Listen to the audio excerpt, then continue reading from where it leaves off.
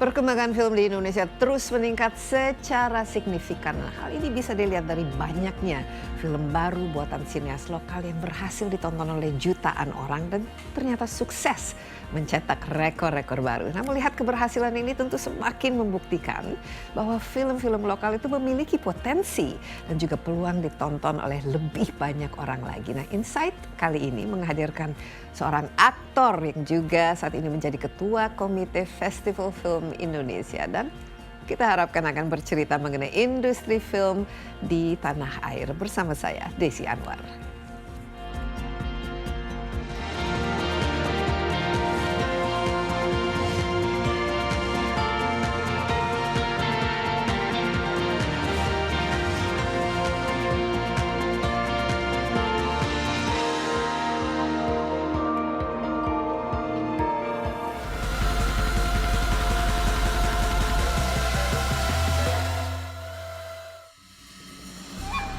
Industri perfilman Indonesia saat ini mengalami perkembangan yang cukup pesat, ditandai dengan semakin banyaknya produksi film, baik film layar lebar maupun film pendek. Peningkatan minat penonton terhadap film lokal juga menjadi indikator positif. Selain itu, kehadiran platform streaming digital semakin membuka peluang bagi film-film Indonesia untuk menjangkau penonton yang lebih luas. Meskipun perkembangannya positif, industri film Indonesia masih menghadapi beberapa tantangan. Di antaranya persaingan dengan film-film asing yang masih mendominasi pasar film tanah air. Selain itu, kualitas produksi film dalam negeri juga masih perlu ditingkatkan. Distribusi film Indonesia masih terbatas seperti berkurangnya jumlah bioskop, dan pembiayaan produksi film berkualitas tinggi masih menjadi tantangan bagi banyak sineas Indonesia. Di tengah tantangan-tantangan ini, industri perfilman Indonesia juga memiliki sejumlah peluang untuk bersaing di tingkat dunia. Seperti kekayaan budaya yang dapat menjadi sumber inspirasi bagi pembuatan film-film yang unik dan menarik.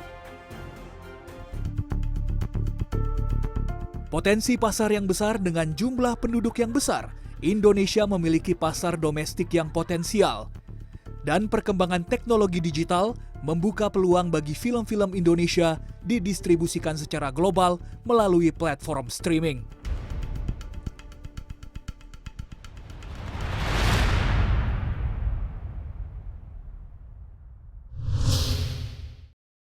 Ia mengawali karir sebagai aktor pada tahun 2004 melalui film Bangsal 13 dan namanya melejit saat berperan sebagai Eros di film Kala pada tahun 2007.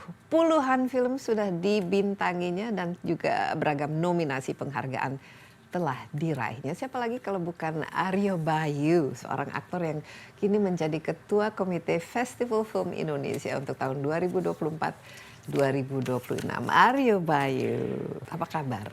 Saya baik, Mbak. Saya juga penggemar loh. Aduh, saya penggemar Anda juga, Mbak. Saya sudah menonton yang itu Kala, Ya. Soekarno, dan tentu saja yang terakhir Gadis Kretek. Waduh, Gadis Kretek. Luar kasih, biasa. Mbak. Ya. Sangat, kalau saya lihat ini anak-anak muda Indonesia itu, dan dalam karir perfilmannya, kan saya sudah dalam industri ini lumayan cukup lama ya, mengikuti. Dan luar biasa sekarang industri film Indonesia ini gak kalah kalau saya lihat ya, bahkan dari segi ceritanya, dari segi aktingnya, pengambilan gambarnya itu bisa dikatakan sekarang itu sudah kelas internasional. Ya. Saya setuju dengan statement itu. Karena sudah hampir 18 tahun saya berlayar begitu ya, Mbak, di industri perfilman. Dari berbagai macam perubahan teknologi, dari berbagai macam perubahan disiplin, visi, dan juga cara kita bercerita, itu sangat berdampak terhadap kemajuan sinema Indonesia. Dan tadi saya mendengar Mbak Desi mengapresiasi sekali begitu ya, bahwa kita tidak hanya bisa bergulat di ranah internasional, tapi kita juga memiliki sebuah kedudukan yang pantas di kancah internasional in terms of storytelling begitu ya Mbak. Dan itu kerasa Aryo sebagai seorang aktor itu kerasa eksponensial, evolusi baik dari skripnya, cara pengambilan gambarnya dan juga produksinya itu terasa ada evolusi yang semakin bagus. Sangat terasa sekali Mbak. Apalagi anak-anak muda sekarang itu betul-betul memiliki determinasi dan memiliki karsa, passion yang sangat tinggi. Dan itu juga menjadi salah satu pendorong suburnya ekosistem sekarang ya, khususnya di perfilman. Jadi ini kemajuan yang sangat baik sekali dan kreativitas itu makin prevalen begitu, makin ada di mana-mana. Dan akhirnya berdampak juga cara kita berkonsumsi cerita. Iya. Dan itu yang reciprocal itu yang dibutuhkan juga ya dari story dari filmmakers itu sendiri yang bisa berkomunikasi dengan konsumennya dan konsumen juga akhirnya bisa ada semacam apresiasi balik terhadap karya-karya. Dan saya lihat juga dari jumlah penonton film khususnya di layar lebar ya, di bioskop gitu, di sinema. Kalau dulu kan masih banyak sekali didominasi oleh film-film asing ya, khususnya film Hollywood. Tapi jumlah film Indonesia semakin meningkat, jumlah penonton yang menonton film Indonesia juga semakin meningkat dan waktu tayang juga semakin banyak. Saya lihat ini bagus sekali ya, apresiasi dari masyarakatnya itu sendiri dan juga kreativitas dari sineas-sineas kita. Nah, FFI tahun ini 2000 November Film Festival tahun 2024, Aryo Bayu sekarang menjadi ketua komitenya. Selamat ya, ini beban. Lumayan. Beban atau ini bagaimana? Apakah ada kejutan dan bagaimana nuansa maupun warna dari FFI tahun ini? Kejutan, nuansa, dan warna. Mungkin semua itu terkonsolidasi dari cara FFI bisa menafsirkan lanskap perfilman. Jadi banyak yang kita lihat, Mbak, tadi kita sudah ngomong pangsa pasar. Dari tahun 2003 hingga sekarang itu sudah naik, kita sekarang memegang hampir 60% market share. Dan sudah jutaan penonton begitu, hampir 50 juta lebih yang menonton produk kita sendiri. Dan kami di FFI, kami tidak hanya mengadministrasi atau mengagregasi ekosistem film, tapi fundamental awal atau fondasi awalnya juga harus kami kenali. Jadi saya mulai kembali lagi meriset aspirasi dan tujuan dari Jamaluddin Malik dan Usmar Ismail. Mengapa mereka mendirikan sebuah festival? Dan fondasi-fondasi apa yang akhirnya ditanamkan dan harapannya untuk disuburkan, dikultivasi. Jadi saya justru melihat ke belakang. Jadi melihat sejarah gitu. Betul. Apa fondasinya? Jadi FFI itu didirikan ada beberapa komponen begitu ya. Salah satu aspeknya adalah untuk meningkatkan teknik film dan juga kesenian in general. Dan yang paling luar biasa adalah untuk menguatkan aspek kultural kita. Jadi semacam cultural sovereignty begitu, kedaulatan budaya kita Mbak lewat film. Jadi itu yang diinsepsikan di dalam ramuan-ramuan mereka untuk mendirikan FFI. Yeah. Dan hari ini kami juga ingin berusaha mengadopsi hal yang sama. Jadi kami membawa nilai-nilai meritokrasi, kami membawa nilai-nilai akuntabilitas. Kami ingin adil dan mohon maaf aku nggak tahu bahasa Indonesia, berusaha judicious. Karena bagi kami ya ada elemen inilah kebijakan yang wisdom ya, kebijaksanaan betul, dalam pemilihan. Betul, apalagi dalam penjurian Mbak. Ya. Karena ekosistem film ini sangat dinamis. Dan film kan bukan hanya produk budaya saja, tapi film kan dilahirkan dari imajinasi manusianya. Dan ini cerminan dari masyarakat Indonesia itu sendiri. Persis Mbak, jadi kita harus betul-betul hati-hati di saat kita ingin mengeksekusikan atau mengimplementasikan mekanisme yang ada di perfilman Indonesia khususnya. Kalau saya ingin lebih tahu khususnya untuk tahun ini, apakah ada yang dengan pemikiran ya mengembalikan kembali esensi dari FFI itu dari segi penjurian mungkin dari kriteria yang dipilih ditentukan, apakah ada yang berbeda secara signifikan dan bagaimana ini bisa mencerminkan tadi esensi dari FFI itu sendiri dan kemudian apakah jumlah film yang ada sekarang itu apa dari keragaman itu, Baik. apa sih yang sebenarnya dicerminkan dari hasil-hasil film khususnya untuk tahun 2004? Karena ya terus terang kan kita masih sering ada genre yang Me Too ya, kalau horor, kemudian kalau Betul, Mbak. romcom, Iya. atau kalau ada yang religi. Nah Iya. untuk tahun ini kira-kira tuh bagaimana? Apa yang dicari? Submissions yang masuk di kami itu ada 105 film, Mbak, total. Dan memang tidak bisa dipungkiri 60%-nya itu bergenre horor. Ini sebuah fenomena yang sebenarnya secara kuantitatif bisa diukur lewat nilai ekonominya. Konsumen sedang menaksir dan sedang mengidami genre tersebut. Nah, apakah ini berkorelasi dengan aspek sosial kita? Apakah ini berkorelasi dengan social values kita? Atau aspek kebudayaan kita juga? Jadi ini yang kami berusaha tafsir. Kami juga melibatkan 18 asosiasi ekosistem perfilman. Ada 4 tahap penjurian. Pertama adalah kuratorial, di mana kami memilih ada kurator yang harapannya memiliki kredibilitas dan tingkat pemahaman terhadap ilmu pengetahuan yang tinggi, khususnya di film. Dan tahap kedua, kita melibatkan 18 asosiasi di mana film-film yang telah diseleksi menjadi 30, dari 105 menjadi 30, kami berikan kepada asosiasi untuk mereka juga memberikan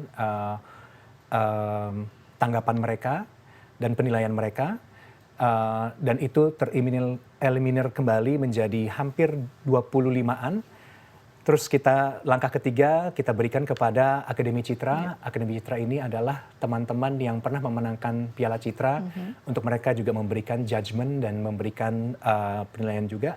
Baru di tahap keempat dilaksanakan oleh Dewan Juri Akhir. Oke, ini jadi ada 4 tahap. Tapi kita break sebentar ya ini karena perjalanan kita masih cukup panjang. Silakan.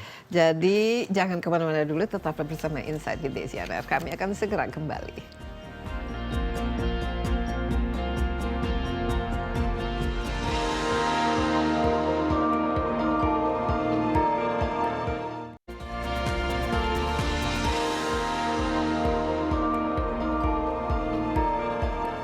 Kembali bersama Insight with Desi Anwar. Saya juga didampingi seorang aktor ternama, ganteng, sangat talented dan juga bisa dikatakan panutan ya di industri perfilman. Saat ini menjabat sebagai Ketua Komite Festival Film Indonesia, Aryo Bayu.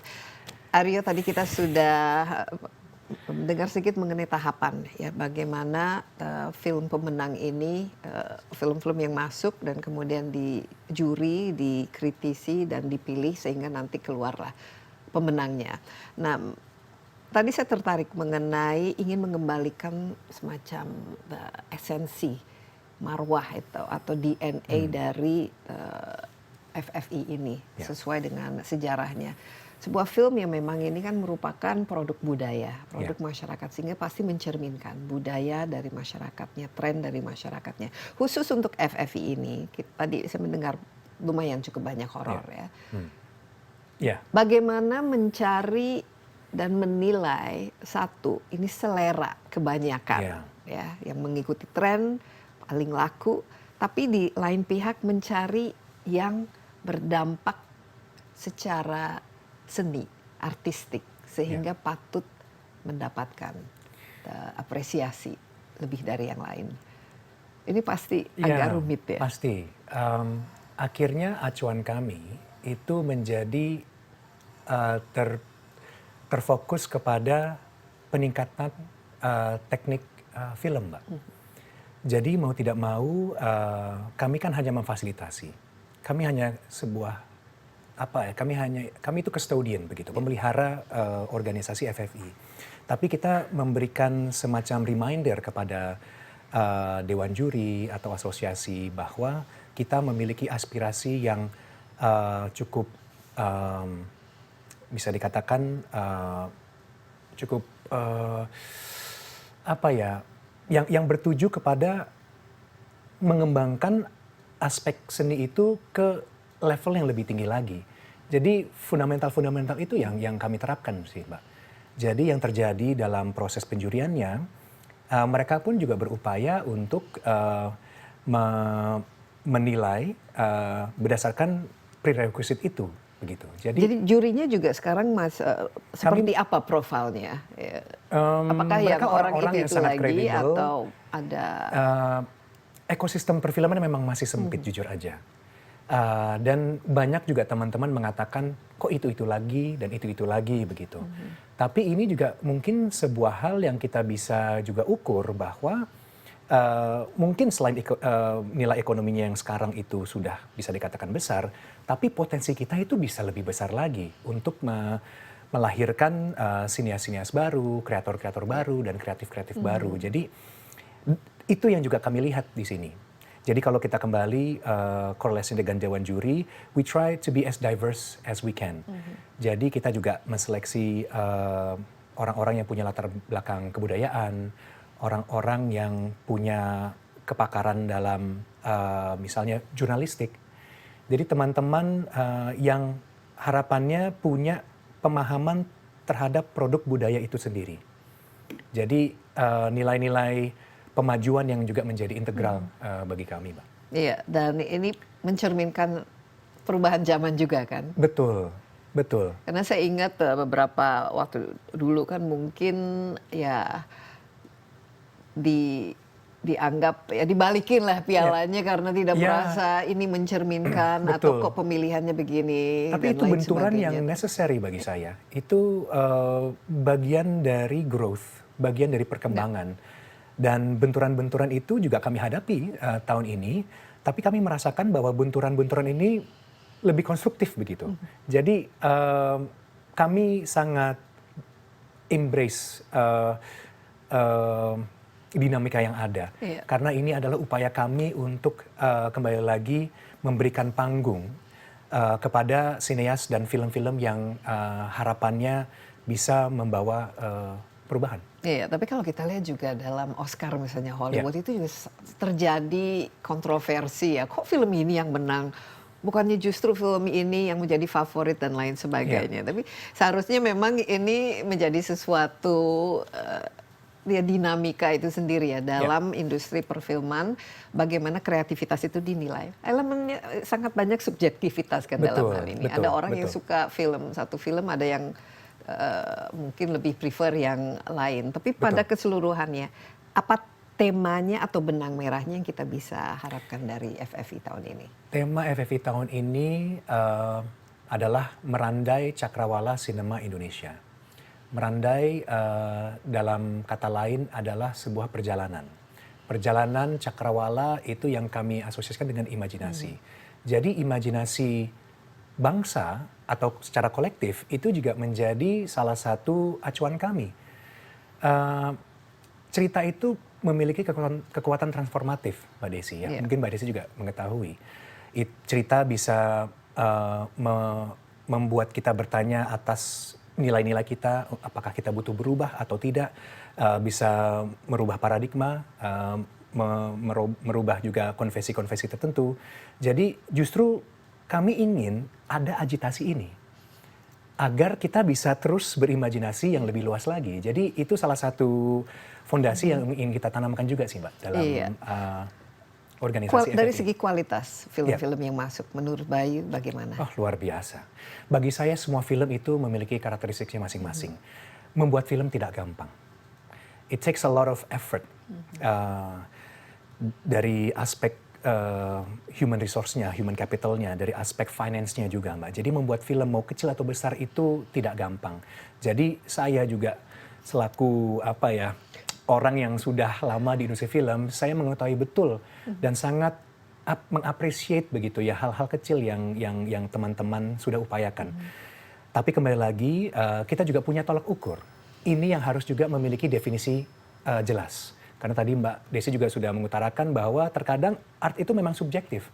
Tapi subjektivitas ini kami coba measure begitu. Dan itu upayanya sih yang harapannya bisa kami manifestasikan lah dalam FFI tahun 2004. Dari segi tema, apakah ada Bayu sendiri lihat ya dalam industri perfilman ini ya selain yang tren misalnya horor, tapi kan ada tema-tema yang khususnya bagi sinias-sinias ingin keluar dan film kan pertama buat escapism ya. Yeah. Ini dimana imajinasi juga tanpa batas Yeah. lah, dan juga bagaimana mengeksplorasi kondisi manusia. Yeah. Apakah itu emosinya, apakah itu konfliknya dan lain sebagainya.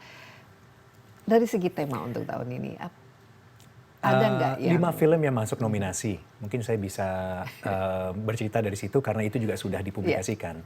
Ada 5 film 2 film hitam putih, ada 1 film yang bergenre horror thriller yang juga memiliki muatan cukup substansial dan sangat berbeda dari tafsiran horor-horor sebelumnya.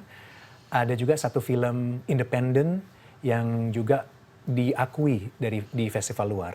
Jadi 5 film ini begitu kuat, Mbak, untuk bisa merepresentasikan lanskap perfilman sudah sampai mana begitu. Dan ini juga memberi signal kepada kami bahwa diversitas itu memang ada.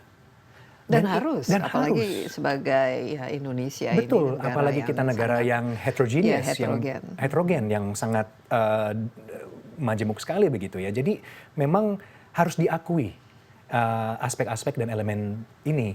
Dan pastinya FFI ini sebenarnya bukan kompetisi, tidak seperti kayak kita lari maraton atau kita kayak olahraga gitu ya, Mbak. Ini kita memberikan apresiasi. Dan setiap tahun pasti dinamikanya selalu berbeda. Jadi kami berusaha untuk again menginterpretasi atau menafsirkan hal yang harapannya menjadi kendaraan perubahan. Oke, kita break sebentar lagi. Tapi ngomong-ngomong sudah sempat nonton 105 film itu, Mbak? 105 film itu sebagian. Sudah menjadi tugas kami, Mbak. Iya, oke. Kita istirahat sebentar ya. Jadi tetaplah bersama Insight with Desi Anwar.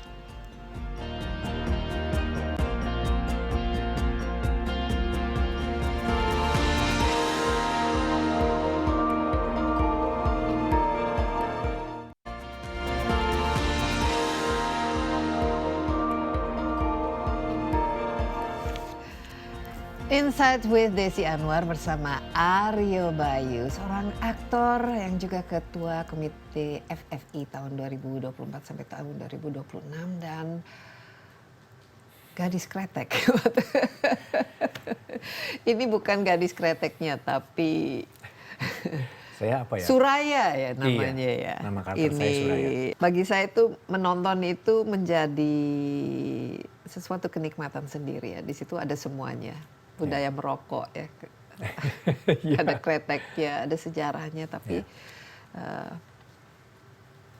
tema yang dipilih saya lihat oleh sineas Indonesia itu semakin kreatif. Semakin mungkin bahasa Inggrisnya itu sophisticated ya. Bukan itu lagi buat misalnya kalau ada masalah percintaan, tapi pasti ada some kind of message atau twist gitu. Kalau horor juga bukan not really black and white, tapi ada nuansanya dan elemennya. Tentu ini kan membutuhkan semacam pikiran kerjasama, karena seperti Bayu tadi katakan ya, industri perfilman itu sangat kompleks kan ya. Di situ ada skripnya, ada sinematografinya, belum special effectnya dan lain sebagainya. Betul. Hollywood itu menjadi biasanya kiblat. Kemudian kalau India itu Bollywood. Betul. Sekarang Korea, film-filmnya. Indonesia, bagaimana menciptakan ekosistem supaya kita bisa seperti itu dari semua aspek, dari hulu sampai hilir. Hulu sampai hilir. Dari skripnya sampai pemasaran, sampai on air, apakah itu di bioskop ataupun di streaming device. Kami tidak bisa sendirian, saya harus mengakui. Kalau ngambil case study Gadis Kretek, itu satu project yang once in a blue moon, Mbak, bagi saya pun. Jarang sekali kami bertemu dan akhirnya bekerja sama dengan teman-teman yang memiliki daya kreativitas tinggi, kemampuan tinggi, mungkin saya juga bisa argue kualitas tinggi di satu proyek. it's seldom and very rare. Dan itu menjadi salah satu kekuatan tersendiri bagi saya di saat saya bisa secara retrospektif melihat proses kami men-shooting Gadis Kretek. Itu memakan waktu hampir 2 tahun. Tapi kalau kita bicara bagaimana kita bisa berkompetisi global begitu, memang harus ada upaya-upaya lain juga dari stakeholders. Pemerintah juga menjadi salah satu teman yang bisa juga mendorong dari aspek regulatory, dari aspek policy-nya juga. Dan mungkin juga harus ada teman-teman yang bisa juga memahami dari aspek financing-nya, Mbak. Karena industri film itu industri yang tidak stabil. Investasi besar, tapi returns-nya itu sebenarnya agak abu-abu. Jadi kalau memang... Masih seperti itu? Karena kalau kita lihat buktinya Hollywood atau bahkan di India Bollywood dan Korea itu dari pemasukannya terhadap PDB mereka itu lumayan cukup tinggi. Betul, tapi yang bedanya adalah mereka kalau India mungkin konsumsi dalam negerinya tinggi dan mereka sudah mulai mengekspor karya-karya mereka. Amerika sudah sejak lama. Jadi dari aspek kalau kita bicara value chain-nya, aspek distribusi, mereka tidak hanya jualan dalam negeri, tapi mereka jual ke seluruh dunia. Dan itu yang akhirnya membedakan mereka dengan kita. Untuk kita bisa berkompetisi keluar, memang harus ada perangkat-perangkat pendukungnya. Ini yang masih sulit. Mungkin kalau Gadis Kretek, kami juga beruntung. Itu diproduseri oleh Netflix. Di mana Netflix memiliki reachability global. Jadi akses terhadap konten Indonesia menjadi gampang.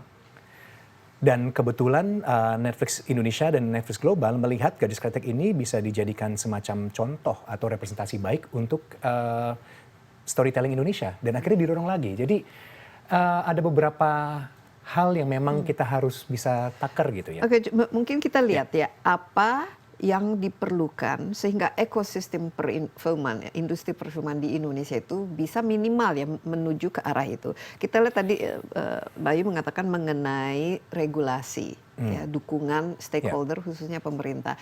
Ini kita dengan administrasi baru, ada Menteri Kebudayaan, ya. Tapi ada juga kreativitas, ya. Parekraf misalnya dan kreatif industrinya.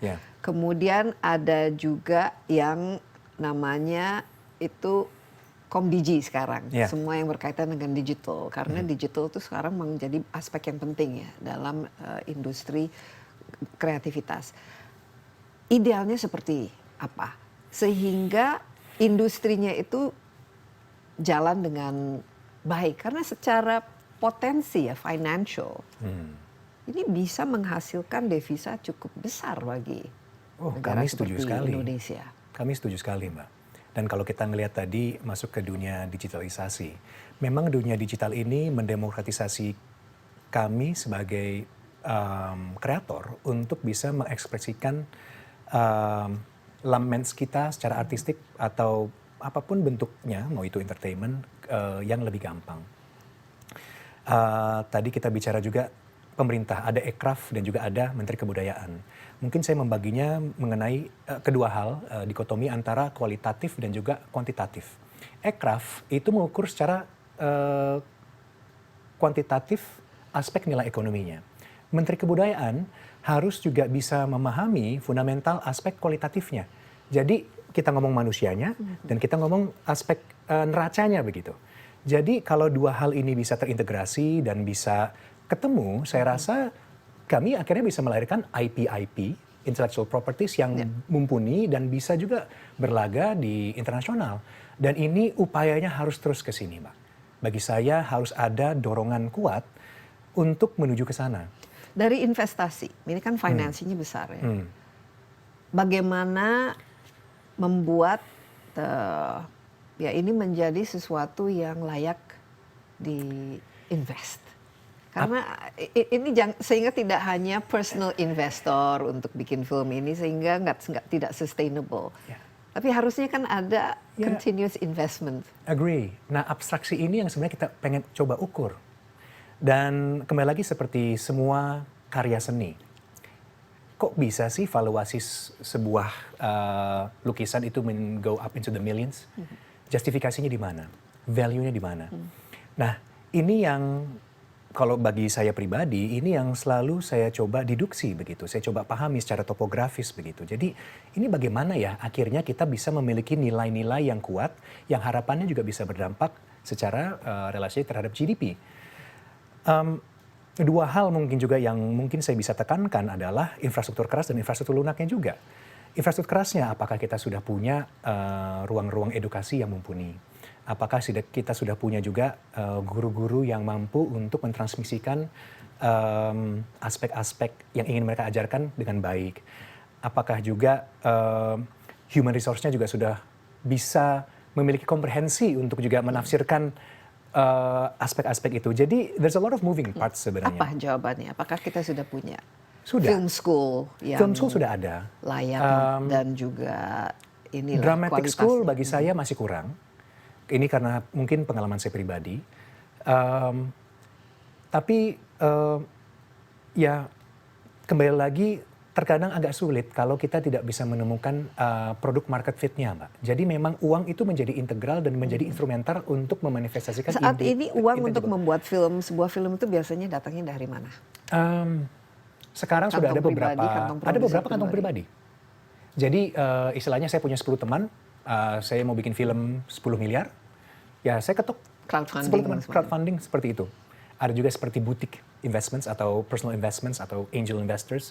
Ada juga yang teman-teman mencoba lewat dari venture capital kemarin. Sekarang juga sudah ada beberapa studio yang juga sudah TBK. Tapi kembali lagi mothership-nya itu pasti mau tidak mau ada hubungannya dengan private equity. Jadi ini yang juga harapannya bisa kita sinergikan. Jadi ketemu antara returns-nya dan juga upaya memajukan kreativitasnya. Jadi hal kuantitatif dan kualitatif itu memang harus kita cari terus. Dan ini memang masih berproses. Idealnya seperti apa? Idealnya, it's very hard, Mbak. Karena juga kalau saya lihat Korea, mereka itu 20 tahun yang lalu, pemerintahannya paham sekali bahwa potensi ekonomi kreatif mereka akan melebihi manufacturing prowess mereka. Dan ini menjadi salah satu tools bagi Korea untuk betul-betul maju, menyaingi bahkan Jepang sekarang. Betul. Dan aspek ini dipahami juga lewat diplomasi budaya mereka. Jadi selain mereka memiliki kekuatan manufaktur, mereka juga paham nih harus ada cerita nih di balik-balik barang-barang yang tidak punya this inanimate objects seperti handphone. Handphone barang tidak hidup. Tapi kalau digabungkan dengan sebuah persona, akhirnya barang itu memiliki semacam koneksi emosi. Nah ini yang mereka paham sekali, tapi mereka sudah duluan 20 tahun yang lalu. Tapi kita tidak harus compete dengan mereka. Kita bisa mencari cara kita sendiri. Oke, bagaimana mencarinya dan cara kita sendiri itu yang kita maksud itu seperti apa persisnya versi Aryo Bayu. Kita istirahat sebentar, tetaplah bersama Insight with Desi Anwar.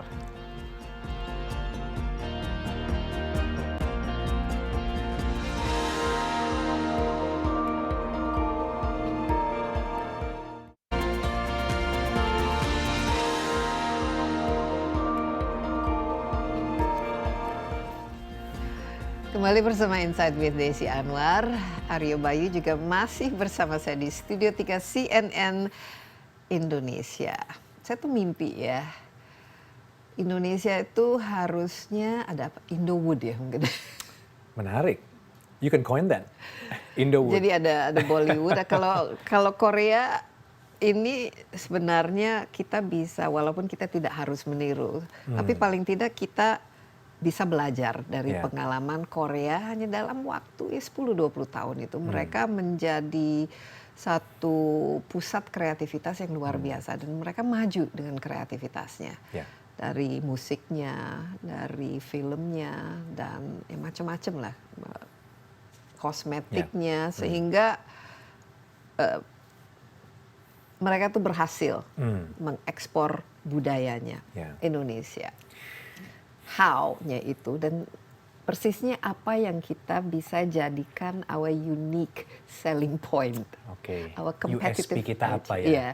Dan juga kalau kita lihat ya banyak sekali sebenarnya yang bisa dijadikan potensi. Unique selling proposition kita itu ke dunia luar biasa sebenarnya, Mbak. kalau kita bicara mengenai cultural capital kita atau sumber daya budaya kita, repository ini dalam sekali.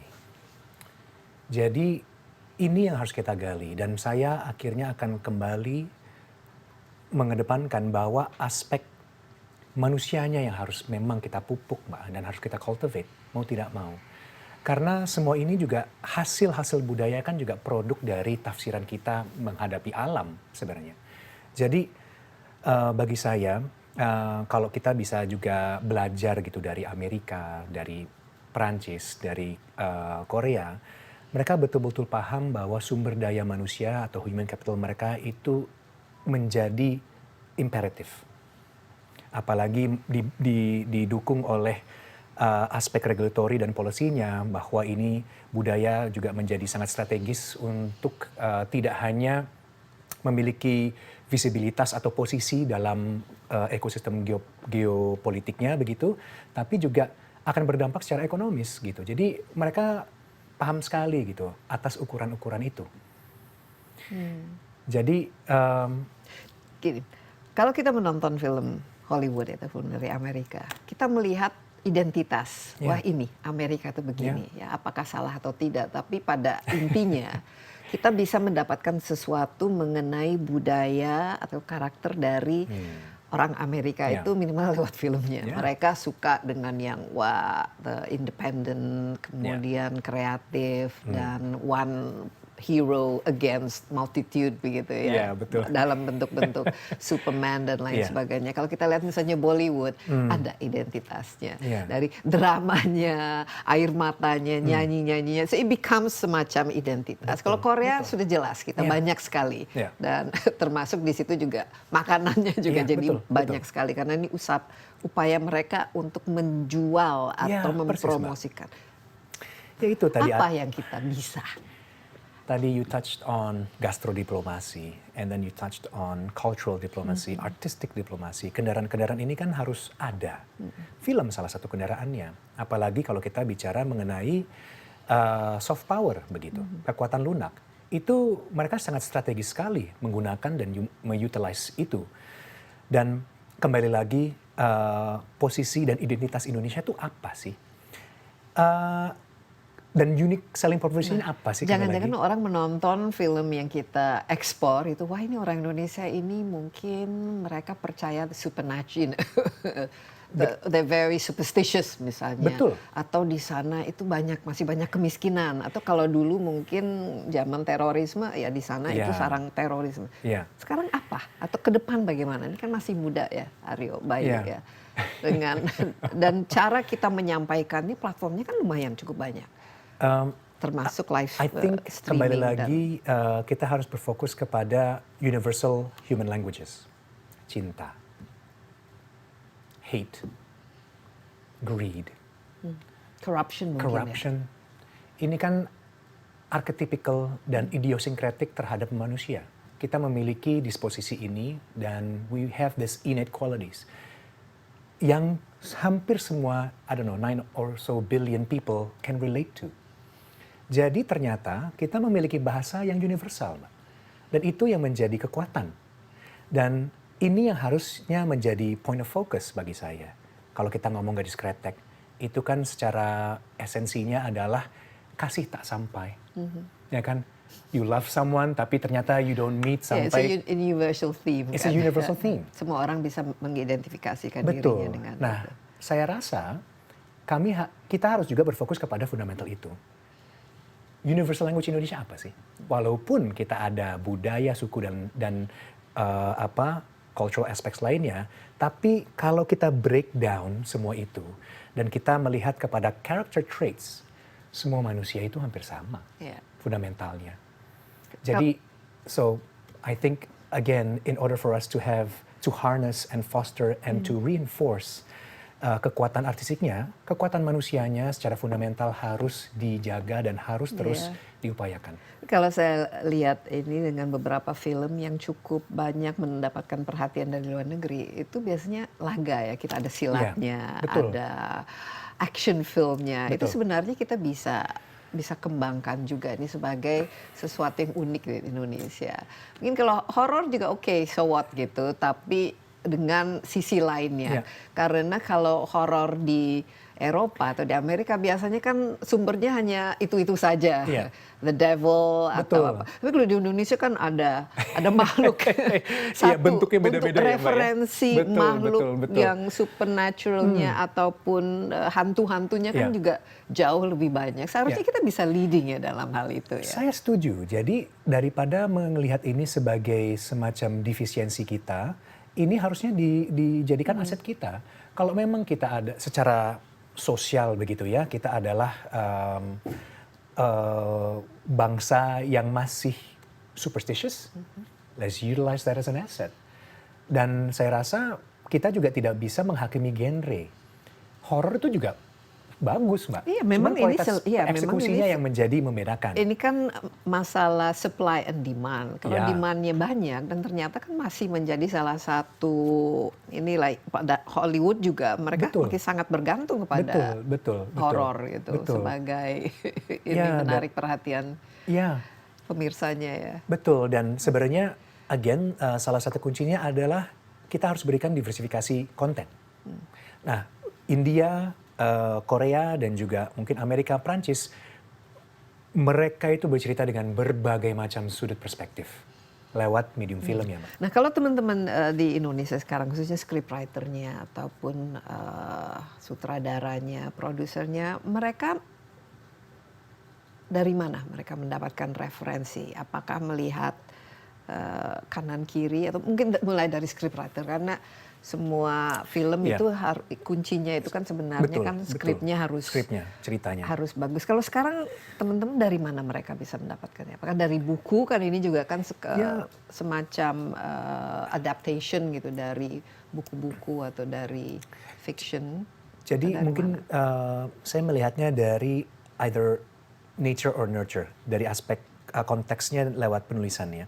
Banyak teman-teman juga masuk ke sekolah tulis, ada teman-teman yang tidak. Ada salah satu kawan saya, dia juga seorang sutradara yang prolific dan cukup substansial, dia otodidak. Bahkan kuliahnya itu dia mengambil jurusan yang lain. Kok bisa? Berarti ada aspek nurture juga yang aspek nature juga yang dimiliki secara innate dalam diri seseorang. Entah dia akhirnya baca buku dan akhirnya dia berusaha untuk memperbaiki dirinya dan lain sebagainya. Sekolah juga bisa menghasilkan teman-teman yang serupa dengan teman saya itu, seorang sutradara itu. Jadi sebenarnya dari mana mereka mendapatkan inspirasi itu sebuah fenomena kemanusiaan. Terkadang kita juga suka bosan, terkadang kita juga suka merasa ada stagnansi dan lain sebagainya. Tapi kembali lagi ekosistem juga bisa membantu menyuburkan. Kalau kita lihat ada cerita-cerita yang berbeda, mungkin itu juga bisa menjadi semacam katalisator untuk teman-teman ternyata, aku sudah sedikit bosan mungkin dengan genre horor, aku pengen coba hal yang berbeda. Jadi terkadang ada cyclical juga, Mbak.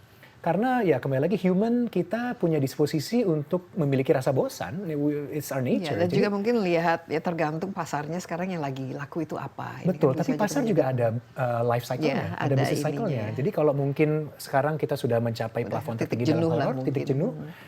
Nanti ada Hopefully. misalnya yang religi Ya, gitu. dan kita atau lihat dari- kemudian betul. ada yang crime atau yang laga Betul, action. betul. Jadi kalau saya lihat, kalau bisa digambarkan dari semacam piktogram, spiral kita ini sebenarnya makin membesar tapi semakin naik.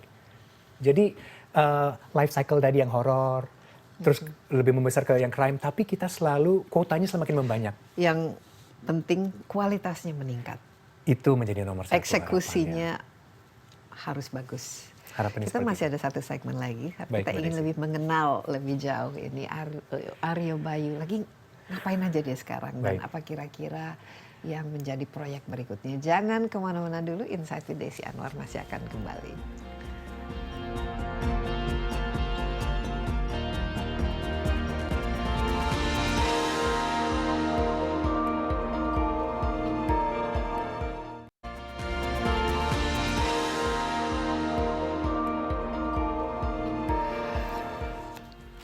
Insight with Desi Anwar masih bersama aktor tanah air Aryo Bayu. Waduh, waktu saya dulu nonton Soekarno. luar biasa aktingnya, oke banget. Terima kasih. Apalagi ya yang saya nonton, pernah di ini juga kan di Perempuan Tanah Jahanam ya pernah ya? Sempat juga bersama Bu Christine Hakim. Sama ya terakhir Gadis Kretek dan Aryo Bayu, aktor seperti apa yang membuat apa motivasi cara memasuki ke dalam peran, dan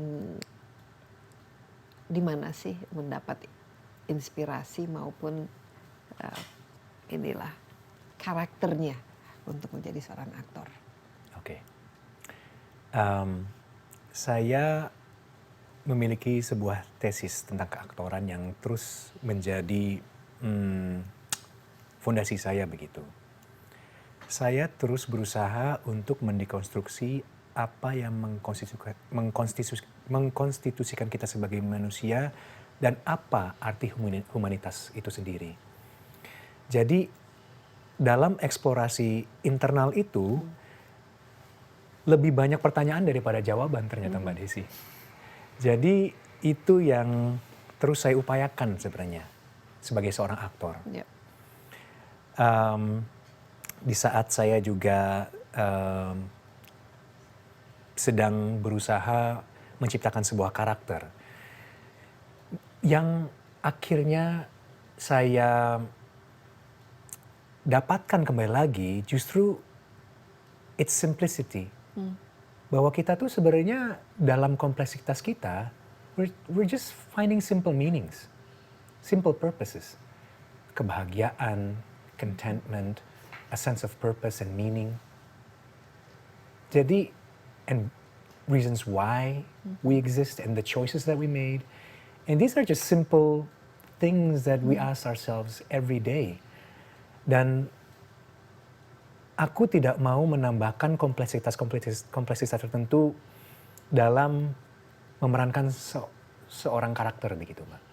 Jadi that has been my somewhat methodology, I could say. You keep it simple. Ya, karena Tapi dalam memilih peran, Ya. apa yang menjadi unsur atau elemen paling penting? Ya, skripnya, atau jalan ceritanya, sutradaranya, atau potensi bahwa ini akan menjadi laku dan ditonton banyak orang, atau mungkin karakternya itu sendiri yang very complicated, misalnya karakter yang antagonis atau ya bagi yang saya, nyebelin, atau ya apa? bagi saya sih cerita dulu, Mbak. Cerita nomor satu. Cerita nomor satu. Karena cerita akan membawa karakter yang kita perankan ke dimensi-dimensi imajinasi yang cukup bisa dikatakan eksploratif. Nah, dalam cerita ini apakah karakternya itu harus ya, yang hero atau antagonis atau jahat, atau bisa semuanya dan tanpa? Saya telah memerankan karakter antagonis dan protagonis juga gitu. Jadi Dan it's okay. It's sangat oke sekali. Saya justru di saat berusaha menafsirkan karakter tertentu, baik dia itu benevolent or malevolent, saya tidak punya lagi moral kompas. Karena setiap orang pasti punya latar belakang berbeda-beda. Jadi saya menafsirkan karakter-karakter saya sebagai kayak ujian psikologi begitu. Jadi ini kenapa ya? Emotional quadrantnya kenapa ya? Apa dia dulu pernah trauma? Apa lingkungan dia membentuk dia seperti apa? Terus apakah dia punya gangguan di dalam hemisfer kanan atau hemisfer kirinya? Limbiknya dia kenapa ya? Amigdalanya apa yang membuat dia fight or flight? Atau ini neokorteks dia yang sedang berbicara? Kenapa dia suka sekali dengan literatur dan angka? So, banyak sekali sih sebenarnya kompleksitasnya. Tapi kembali lagi, at the end of the day, tujuannya seni peran atau karakter yang saya perankan, it's to give clarity to what I'm struggling at that process of finding resolution. Jadi memang hidup itu kapan ya dapat resolusinya ya, Mbak? Aku nggak tahu Ya juga. nggak ada kadang-kadang, karena kita bukan buku ya, ada Betul. awal, ada tengah, ada akhir ya.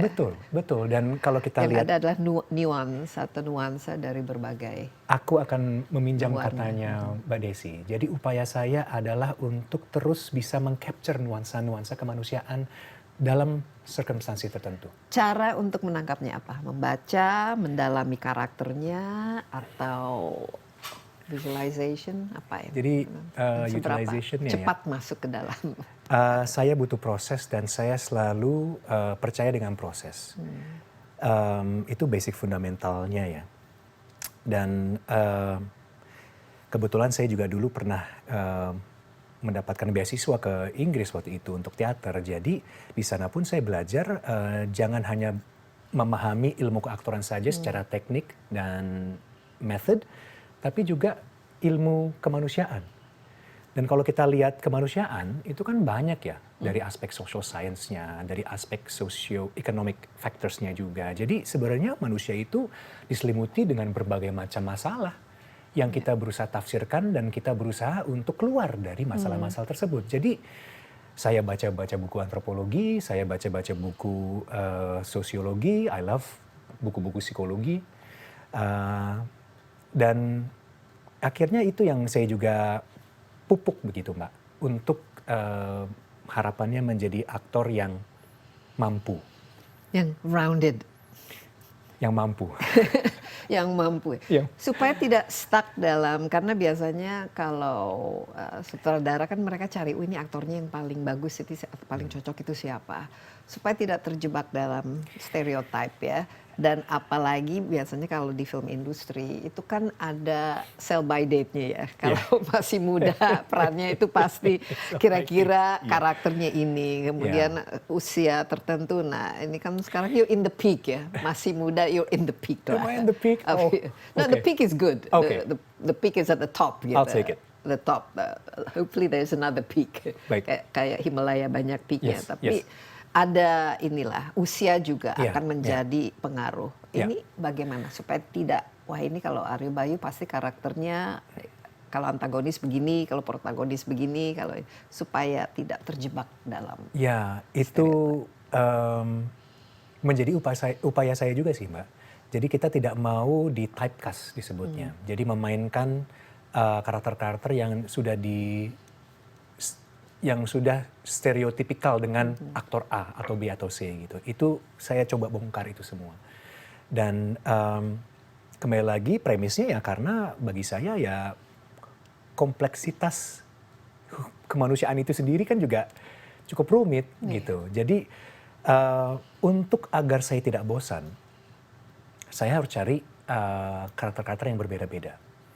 Walaupun tidak bisa dipungkiri, dulu mungkin di saat saya lebih muda, ada faktor ekonomi juga yang akhirnya menjadi variabel dalam saya memilih film. Ya dulu saya masih muda mungkin ya perlu inilah. Ya waktu itu mungkin belum tidak ada kekuatan ekonomi tertentu. Akhirnya saya perlu mengambil tabungan saja betul. masih. Jadi banyak akhirnya pengeluaran gitu. Iya. Kalau Jadi sekarang udah mapan kan, jadi belum bisa juga milih-milih. Mbak Desi. Aduh. But can you live as an actor di Indonesia? Oh yes. Yes, Bisa you can live dengan nyaman, comfortably, dengan nyaman. Bagus dengan dong nyaman. kalau begitu Ya, ya. ya, ya. Seharusnya memang demikian ya. Saya rasa begitu. Dan kenyamanan itu justru semakin lebar karena juga ada pangsa pasar yang lebih luas lagi. Sekarang lebih milih-milih kalau mendapat ini. Saya lebih milih-milih sekarang. Lihat kualitasnya dari storytellingnya itu ya. Satu itu, dan saya rasa juga untuk mereduksi kebosanan itu atau monotony itu adalah saya merasa sudah banyak yang saya sudah perankan. Dan kalau saya mendapatkan peran yang sama, itu nanti itu juga. Itu lagi dan akhirnya tidak terbakar begitu Mbak. Mungkin katanya. Jadi itu aja sih. Tidak semangat ya. Tidak semangat lagi. Aktor favorit atau aktris favorit? Aktor favorit masih mungkin yang kayak modern ya, still Daniel Day-Lewis itu. Masih. Ya, he's amazing Karena dia juga teater ya awalnya. Dia pernah nonton dia waktu dia di stage ya. Dia teater. Kalau yang perempuan, Ian McKellen juga luar biasa. Perempuan, oh my God, numerous. You know, we have Kate Blanchett, Meryl Streep. She's the level that she brought into the craft itu luar biasa. Kalau misalnya Bu Christine Hakim sampai hari ini menjadi salah satu. She is our institution. She is an institution. Mbak Christine. I love that. She's a pedagogue. Dia seorang guru. Dan juga Tapi yang muda-muda kan sekarang banyak. Saya lihat yang muda-muda banyak sekali. Saya belajar sekali dari this new fresh talents. Ya, tapi ini waktu yang sangat luar biasa sekali untuk industri film. Oke, kita waktunya sudah habis, tapi terakhir proyek yang sedang dikerjakan, kapan kita akan melihat wajah Aryo Bayu di layar lebar ataupun di platform streaming? Jadi saya dan teman-teman baru menyelesaikan proyek baru yang disutradarai oleh Mas Garin Nugroho. Oke, Garin. Judulnya Another Institution. Another Institution, judulnya Samsara. Kebetulan saya juga eksekutif produser di proyek ini. Dan ini adalah format baru dari konvensi film sebelumnya. Kita menggabungkan sinema dan konser. Jadi Samsara ini settingnya adalah 1920 di mana semuanya silent film, is a silent film bisu yang digabungkan dengan gamelan dan juga electronic music. Jadi I'm hoping this amalgamation, this three composite will blend well. Dan again ceritanya cerita yang bagi saya will resonate globally. It's all about love, greed, and ambition. And kapan keluar? Ini Desember. Desember. Mbak Desi. Jadi untuk FFI tahun depan ya? Mungkin. Sebenarnya masuk juga tahun ini. Oh, bisa masuk. Iya, jadi kebetulan kami sudah tayang waktu itu di Singapura, di Esplanade. Kami sempat tayang, jadi kebetulan sudah masuk juga untuk tahun ini. Oke, tapi nanti di launching di Indonesia. Sudah konsernya akan launching di Indonesia, di Jakarta dan akan di Jogja. Dan Februari kalau tidak salah di Perth juga kami sudah mendapatkan admission di sana. Setelah itu baru mungkin masuk ke over the top platforms ya, OTT platforms. Oke, Aryo Bayu, terima kasih banyak. Mbak Desi, thank you Luar so biasa much. insight-nya dan Terima tentu kasih. saja kita menunggu kehadiran Aryo Bayu di layar lebar kita menghiasi dunia perfilman kita di Indonesia. Kalau banyak anak-anak muda seperti Aryo Bayu dengan talentnya, dengan semangatnya, ini seharusnya betul-betul menjadi wajah Indonesia yang kita bisa tampilkan luar negeri. Kan kita menuju Indonesia emas tahun 2045, SDM-nya katanya. Nah, salah satu contoh dari SDM yang emas. Ya, terima kasih Aryo Bayu dan demikian Insight with Desi Anwar kali ini. Terima kasih juga atas perhatian Anda dan jangan lupa Anda juga dapat menyaksikan tayangan ini di cnnindonesia.com dan di YouTube CNN Indonesia Insight with Desi Anwar. Sampai jumpa, stay safe. Bye-bye.